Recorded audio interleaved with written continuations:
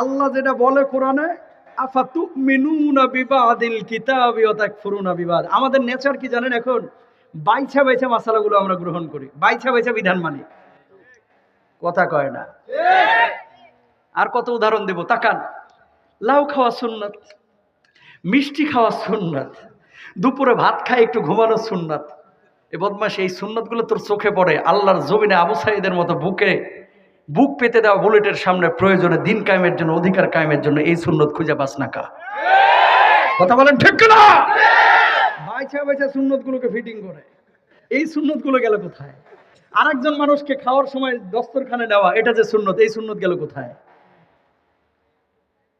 মানলে পুরোটা মানেন, অর্ধেক মুসলমান, অর্ধেক হিন্দু, অর্ধেক খ্রিস্টান, এরকম মুসলমান হওয়া যাবে না। 2 নম্বর দল, ওয়াসহাবুল মাশআমাতি মা আসহাবুল মাশ